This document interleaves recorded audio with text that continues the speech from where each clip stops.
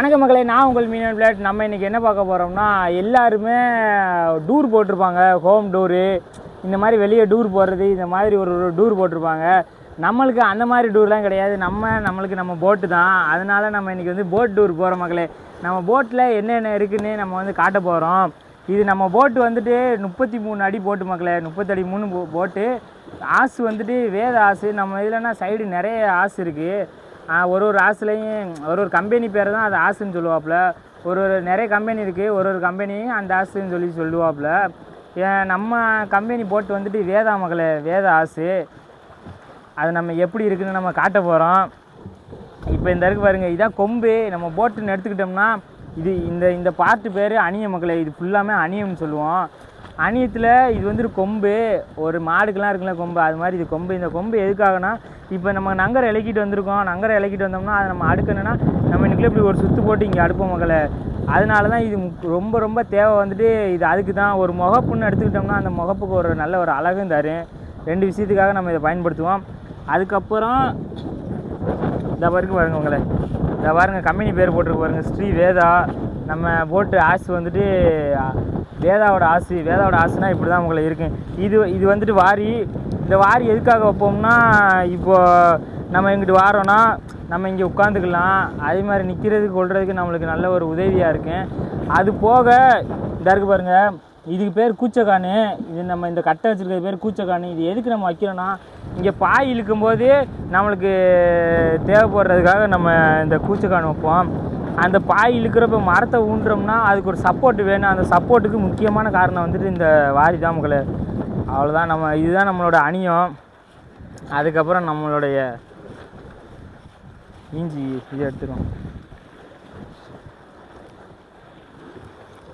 அப்படியே நம்ம வந்தோம்னா இதுதான் அணித்து வாரி.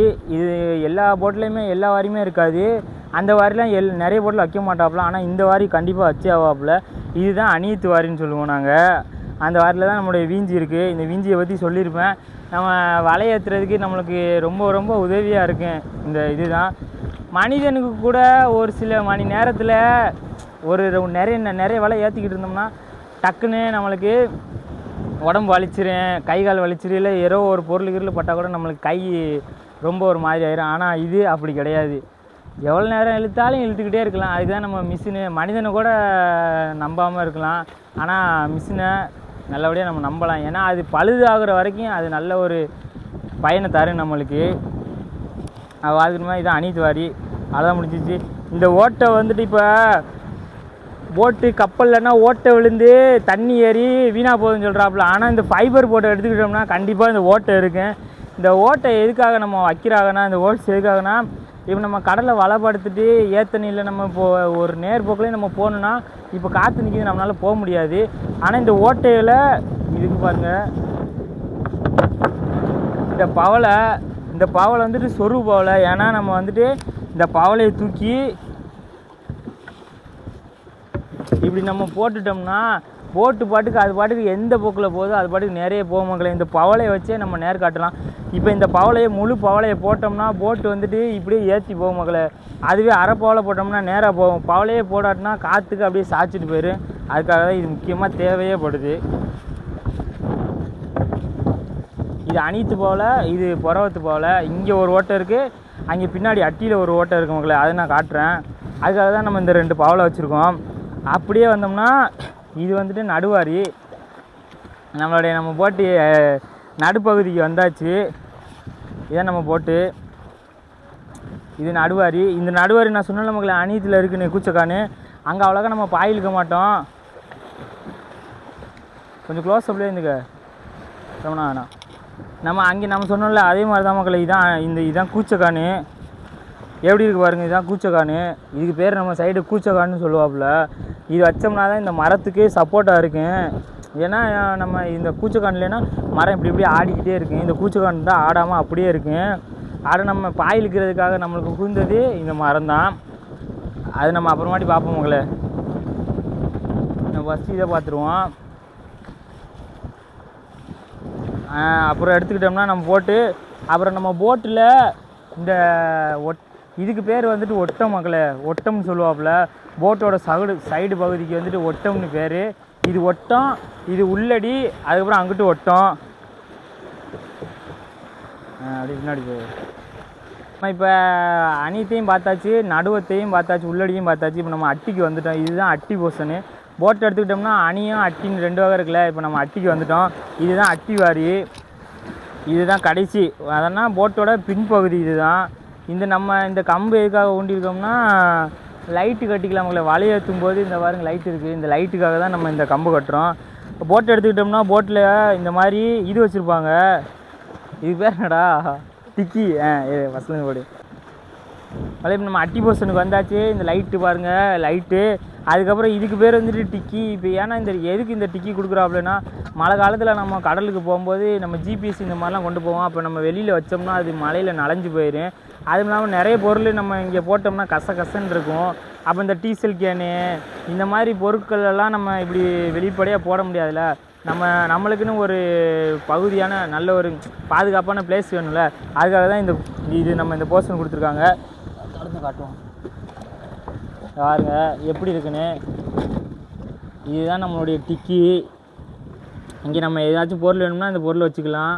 அது கீழே நம்ம பொருள் வச்சுக்கலாம், சைட்லேயும் இங்கே பொருள் வச்சுக்கலாம். இந்த சுவிட்சு போர்டு நம்மளுடைய சோலாருக்குள்ளே சுவிட்சு போர்டு ரெண்டுமே. நம்ம சோலாரை கழட்டி வச்சாச்சு. அப்புறம் அவ்வளோதான். இப்போ அட்டிக்கு வந்துடலாம். அவ்வளோதான், அட்டியோட கடைசி பகுதிக்கு வந்துட்டோம். நம்ம போட்டோட எண்டுக்கு வந்துட்டோம். போட்டோட எண்டில் என்ன இருக்குன்னா இந்த கம்பி நம்ம ஆற்றுல அவசரத்துக்கு கட்டுறதுக்காக இந்த கம்பி. இது போட்டுக்கும் இந்த கம்பியும் அதே மாதிரி. அப்புறம் இங்கே ஒரு இது இருக்குது டியூப்பு. இது எதுக்குன்னா நம்ம போட்டு வந்துட்டு இரும்பு கிடையாதுல்ல. இரும்பாகவே இருந்தாலும் துரு பிடிச்சிரும். இது நம்ம ஃபைபர் தான். அப்படிங்கிறப்ப ஏதாச்சும் நம்ம ஒரு பொருளை போட்டோம்னா அந்த இடத்துல ஓட்டை போட்டால் அந்த இடத்துக்குள்ளே அதில் தண்ணி போயிடும் மக்களே. தண்ணி போனால் நம்ம எண்ணுக்குள்ளே போயிருக்கு நம்மளால தெரியாதுல்ல. தண்ணி அப்படியே ஈவனாக கடந்துடும், சமமாக ஆயிரும். அதுக்காக நம்ம போட்டை பெரட்டும் போது இந்த மூடியை கழட்டி விட்டுட்டோம்னா இந்த மூடியிலேருந்து தண்ணி வந்துடும். அது எப்படி வருதுன்னு நானும் உங்களுக்கு காட்டுறேன். அதுக்கப்புறம் அவ்வளோதான். நம்மளுடைய இன்ஜினு, நம்மளோட போட்டுக்கு இன்ஜினு எங்கிட்டு வா கட் பண்ணிட்டு வா. சரி, நம்ம போட்டுக்கு இன்ஜின் இதான் மகளே. நம்மளோட இன்ஜின் வந்துட்டு யான்மார் இன்ஜினு. ஏன் ஒரு இன்ஜின்களெல்லாம் ஒரு சிறந்த ஒரு இன்ஜின் சொல்லலாம். நிறைய இன்ஜின் இருக்குது சிறந்த இன்ஜினு. நம்மளுக்கு இது பிடிச்சிருக்கு, அதனால தான் நம்ம இது வச்சுருக்கோம். ஏன்னா இது ரொம்ப ஒரு நல்ல ஒரு சேஃப்டியான இன்ஜினு. இதுக்குள்ளே புள்ளி இருக்குது. நம்ம இதை அடிச்சுட்டு விட்டுட்டோம்னாலே நம்ம இன்ஜினுக்கு கூட கட்டி கூட பிடிச்சிக்கலாம், ஒரு பிரச்சனையும் கிடையாது. சைலன்சரில் கை வச்சா மட்டும் தான் சுடுவேன், மற்றபடி எந்த ஒரு அன்சேஃப்டியுமே கிடையாது. ஒரு நல்ல ஒரு சேஃப்டியான ஒரு இன்ஜினு. இந்த இன்ஜின் வச்சதுக்கு காரணமே முழுக்க அதனால தான் நம்ம இந்த இன்ஜின் வச்சுருக்கோம். ஸ்பீடு 9 அடிக்கும். நம்மளுடைய போட்டுக்கு 9 அடிக்கும். அப்புறம் நம்ம எப்படி பாய் இழுக்கிறதுன்னு பார்த்துக்கலாம் மக்களை. இப்போ நம்ம போட்டு இன்ஜின் வச்சு ஓடுறோம். இதே காற்று கடலுக்கு இல்லை இன்ஜினே வேலையாக போயிடுச்சுன்னா நம்ம எப்படி ஓடியாரோம்னா நம்ம பாயில் தான் ஓடியாரோம். நம்ம எப்படி பாய் இழுக்கிறோம், அதோட பேர் என்ன எல்லான்னு பார்த்துறோம் மகளே. ஆமாம் மகளே, நம்ம பாய் இழுக்கிறத பற்றி பார்த்துடலாம். பாய் இழுக்குதுன்னா என்னென்னா, சும்மா போட்டில் பாய் இழுக்குதுன்னா ஒரு சாதாரண விஷயம் கிடையாது மக்களை. இப்போ பாய் இழுக்கணும்னா அதுக்கு 2 விஷயம் தேவை. ஒன்று மரம், இன்னொன்று வந்துட்டு இந்த மாதிரி மூங்கில் கம்பி. இந்த 2 வந்துட்டு முக்கியமாக தேவை. அதுக்கப்புறம் ஒரு பாய். மொத்தம் மூணுமே ரொம்ப தேவையான ஒன்று. ஆனால் இந்த 3யுமே அது பேர் மரம்னு சொல்லி இப்படி சொல்ல முடியாது. அதுக்கு பேர் வந்துட்டு நம்ம பாம்பரன்னு சொல்லுவோம். இந்த அருகத்தில் இந்த மூங்கில் வந்துட்டு நம்ம வந்து பருமல்னு சொல்லுவோம். ஏன்னா நார்மலாக மூங்கில் ஏற்றா மரத்தை ஏற்றா அப்படின்னு சொல்ல முடியாதுல்ல. அதுக்கு ஒரு பேர் இருக்குது மக்களே. அந்த பேரை தான் நம்ம இப்போ பார்க்க போகிறோம். இப்போ வந்துட்டு இது வந்துட்டு பருமல்னு சொல்லுவோம். பாய் 3 தேவை மக்களே, ரொம்ப தேவை. 3 தான் இந்த பாய் இழுக்கிறதுக்கான முக்கியமான ஒன்று. பாயை தவிர்த்து இதர பொருள்லாம் இருக்காது. என்னென்னு நம்ம பார்த்துருவோம்.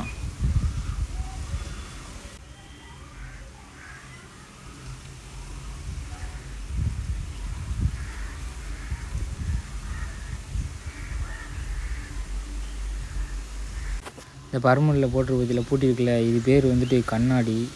இந்த இப்படி சின்ன கவர் போட்டிருக்கிறது வந்துட்டு இது பேர் கண்ணாடி. இது ஃபுல்லாமே நம்ம பூட்டியிருப்போம் பாருங்கள். மரத்தில் ஸ்டார்டிங்லேருந்து எண்டு வரையும் நம்ம பூட்டியிருப்போம்.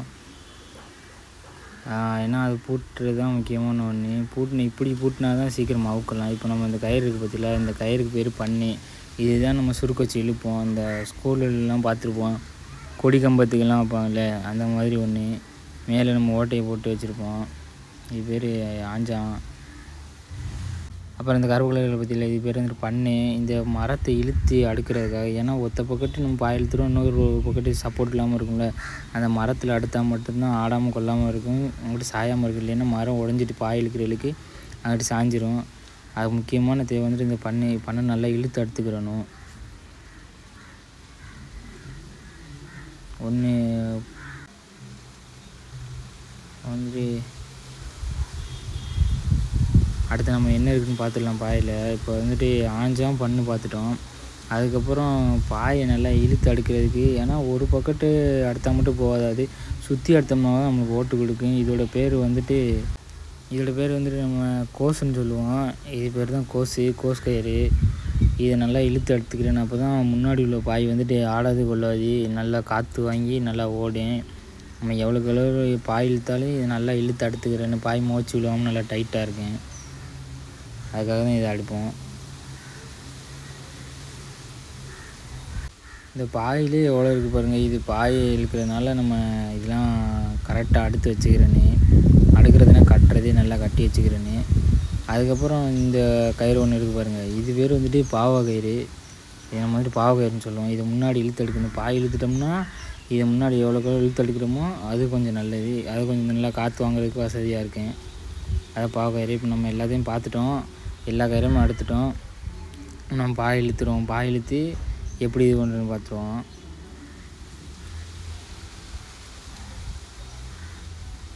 இதுதான் லைட்டாக பாய் இழுத்துட்டா கொஞ்சம் மேலே வந்துட்டு நம்மளுக்கு கொஞ்சம் வசதியாக இருக்கும் அடுக்கிறதுக்கு. இப்படி அடுக்கிறதுக்கு பேர் சரத்தை அடுத்துருவோம். கொஞ்சம் லூஸாக அடுத்துக்கிறேன்னப்போ தான் நம்மளுக்கு இழுக்கிறதுக்கு வசதியாக இருக்கும். டைட்டாக எடுத்தோம்னா மரத்தோட மரமாக ஒட்டிடும். ரொம்ப டைட்டாகவும் எடுக்கக்கூடாது, ரொம்ப லூஸாகவும் எடுக்கக்கூடாது. நார்மல் வச்சுட்டு நம்ம மரத்தை இழுக்க வேண்டியதான். பாய் இழுக்க ஆரம்பிச்சிட்டோம்னா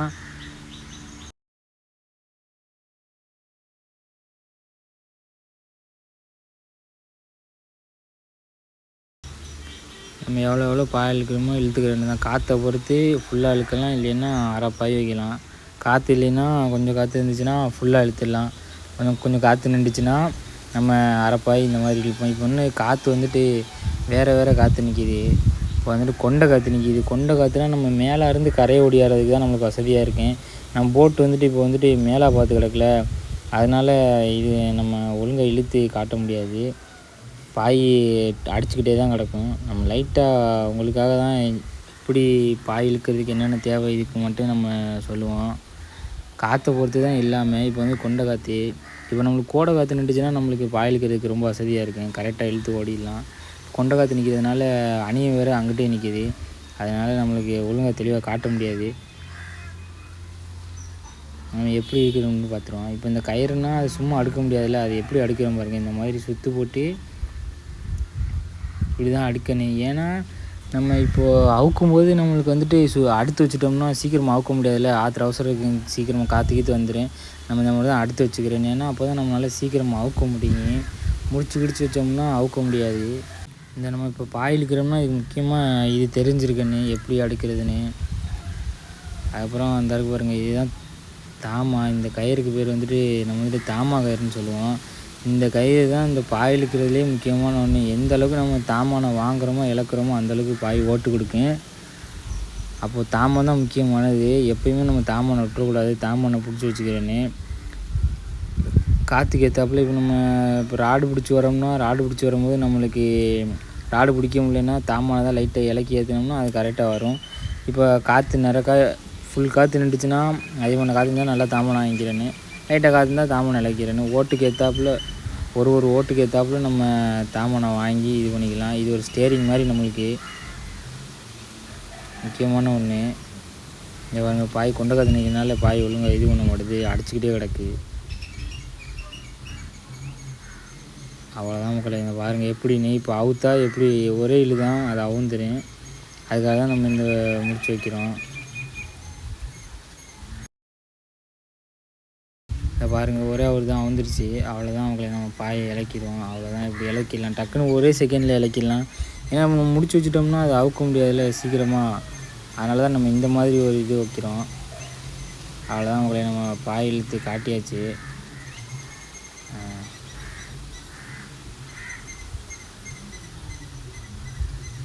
பாய் இழுக்கிறது தான் மக்களே நம்ம மீனவர்களுடைய ஒரு இது. ஏன்னா பாய் இழுக்கிறது தான் முக்கியம். ஏன்னா இப்போ தான் இன்ஜினு, 20 வருஷத்துக்கு முன்னாடிலாம் ஃபுல்லாகவே பாய் தான். பாய் மீனவர்கள்னால் பாய் இழுக்கிறதே ஒரு கலை தான் மக்களே. அந்த பாயோட மொனை வெட்டுவாப்பில், அந்த பாய் வெட்டுறதே ஒரு தனி அழகு தான். ஏன்னா எல்லாருனாலையும் அதை வெட்டிட முடியாது. இப்போ மீனவர்கள்னாலே அவ்வளோ பேர் இருக்காங்க. நம்ம இந்தியாவில் எடுத்துக்கிட்டோம்னா அவ்வளோ மீனவர்கள் இருக்காங்க. எல்லாருக்குமே இந்த கொடி வெட்டுறது வராது. சில பேர் கற்றுக்கிடுவாங்க. கற்றுக்கிட்டவங்களுக்கு மட்டும் தான் கொடி வெட்டுவாங்க. அதுலேயும் சிறந்தது சில பேர் தான் மக்களை வெட்டுவாங்க. இப்போ பாய் நம்ம எடுத்துக்கிட்டோம், நார்மலாக பாய் எடுத்தோம், தைச்சோம், ஓடணும் அப்படி இருக்க முடியாது. பாய் எடுக்கணும், நல்லா தைக்கணும், அப்புறம் கொடி கரெக்டாக வெட்டணும். கொடி வெட்டுறது தான் உங்களுக்கு முக்கியம். பாயை பொறுத்த அளவுக்கு எந்த அளவுக்கு நம்மளுக்கு ஓட்டு கொடுக்கணுமோ அந்தளவுக்கு நம்ம பாயை கரெக்டாக கொடி வெட்டி தைக்கணும். அப்போ தான் நல்லா பாய் ஓட்ட முடியும். பாய் இழுக்கிறோம்னா அது நம்ம காற்றை பொறுத்து தான் பாய் இழுக்க முடியும். சும்மா பாய் இழுக்க முடியாது. இப்போ நம்ம மேலே ஓட்டுறோம்னா நம்மளுக்கு கோடை காற்று இல்லை அந்த சோள காற்று இந்த மாதிரி 2 காற்று நின்றுச்சுன்னா நம்ம பாய் இழுத்து ஓடிடலாம். ஏதோ வாடை காற்று நிற்கும் போது வாடை காற்று இல்லை வாடை 2 நின்றுச்சுன்னா ஓடிடலாம். அதுக்கப்புறம் கரை காற்று நின்றாலும் மேலே ஓடிடலாம். ஆனால் கரையை ஓடிடுறதுக்கு அதே மாதிரி 2 காற்று சோள காற்று நின்றாலும் இல்லை சோள கொண்டல் நின்றாலே நம்ம கரையை ஓடியாக இருந்துடலாம். இந்த மாதிரி 2 காற்று நிற்கணும். வேறு காற்று நின்றுச்சுன்னா நம்மளால் ஓடியார முடியாது, சிரமமாக இருக்கும். இப்போ சோள காற்று நின்றுச்சுன்னா 2 பக்கமே ஓடிக்கிறேன். ஆனால் கொடை காற்று அப்படி கிடையாது. கொண்டல் நின்றுச்சுன்னா கரை தான் வர முடியும், கோடை நின்றுச்சுன்னா மேலே தான் போக முடியும். அது மாதிரி கரை காற்று நின்றுச்சுனாலே மேலே தான் நம்மளால் போக முடியும், வேறு எதுவுமே பண்ண முடியாது. காற்றுலேயே இவ்வளோ வகையான காற்று இருக்குது. காற்றை பொறுத்து தான் நம்ம பாய் இழுக்க முடியும். ஏன்னா அப்போ உள்ள மீனவர்கள்லாம் 20-25 வருஷத்துக்கு முன்னாடி நம்ம எடுத்துக்கிட்டோம்னா இன்ஜினே கிடையாது. தண்டு வலிச்சு தான் போவாப்புல. இந்த மாதிரி காற்றை எதிர்பார்த்துட்டு போவாப்புல. காற்று எதுக்கு எதிர்பார்க்குறாப்புலன்னா காற்று தான். இப்போ காற்று அடித்தா மட்டும்தான் நம்ம வந்துட்டு தண்டு வலிக்காமல் பாய் இழுத்து சுக்கான் போட்டு ஓடிடலாம். அதுதான் ரொம்ப முக்கியமானது பாய்க்கு. இல்லைன்னா நம்ம ஆட்கள் கையாலேயே தண்டு வலிச்சு போகிற மாதிரி இருக்கும். ரொம்ப கஷ்டமாக இருக்கும், பாவம் அவங்க. அதுக்கப்புறம் இப்போலாம் இன்ஜின் வந்துருச்சு. இப்போ அந்தளவுக்கு பாயை பற்றி யாரையும் இது போடுறது இல்லை. ஏன்னா 1க்கு 2 இன்ஜின் வச்சுட்டு அவங்க பாட்டுக்கு போயிட்டுருக்காங்க. பாயோட இது அருமை யாருக்குமே இப்போலாம் புரிகிறதில்ல. சில பேர் மட்டும்தான் பாய் இழுத்து போவாங்க. இப்போ பாய் இழுக்கிறது சும்மா கிடையாது. இப்போ நம்ம பாய் இழுத்துட்டோம்னா இன்ஜின்லேயும் பாயிலையும் போகும்போது நம்மளுக்கு டீசல் வந்துட்டு ரொம்ப கம்மியாக கொடுக்கும். இப்போ நார்மலாக நம்ம இன்ஜினில் ஓட்டுறோம்னா நம்மளுக்கு ஒரு டேங்க் வந்துட்டு 5 லிட்ரு.